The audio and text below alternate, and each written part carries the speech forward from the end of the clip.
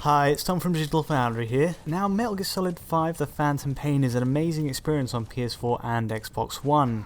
Visuals are well optimized for console, and the open world gameplay runs at a near flawless 60 frames per second on both Sony and Microsoft's platforms. Certainly, PC runs at higher settings, but it's hard to be too disappointed when the console game looks and runs this well. That being said, how does a budget PC hold up to PS4 or Xbox One in frame rate, supposing we wanted to run at matching console settings? Here we have our PC with an i3 4130 processor, 8GB of RAM, and a GTX 750 Ti. This is running at a native 1080p resolution, just like PS4, and also uses default settings. Now, this default preset puts PC visuals very close to PS4. We've also increased texture filtering quality to very high on the 750 Ti. The reason here being it doesn't really detract much from performance, but pays off hugely in texture clarity. We also keep a high setting for model detail, since this is included in the default preset. And how does it hold up? Well, as you can see in our tests, it's clear that the i3 processor isn't a bottleneck to performance in the Phantom Pain. It's rarely, if ever, the cause of dips here. Rather, what you see on the light blue line here is more an issue with the 750 Ti on stock clocks. At the 750 Ti stock settings, gameplay runs at around 50 frames per second during shootouts. There are spells at 60, but it's really not quite there, and certainly can't keep up with the PS4's rock solid frame rate.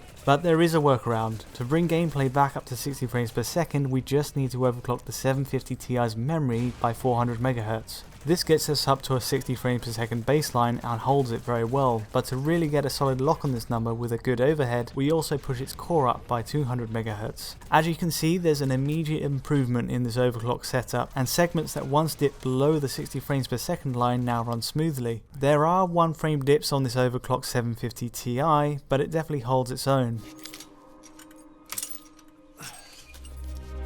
As for cutscenes, the frame rate is also locked at 60 frames per second, and in some cases it runs better than PS4. For example, this close-up on Kaz Miller doesn't lock to the 30 frames per second line as it does on PS4, but seems to instead lose a few frames and then just hold at 60. We'll talk, but not here.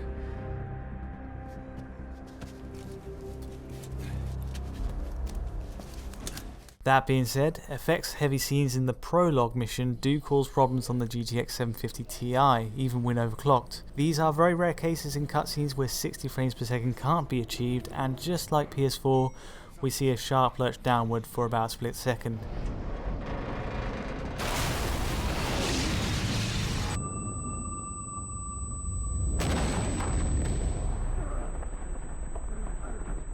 It's comparable to console performance, and fortunately there's nothing quite like it during normal gameplay.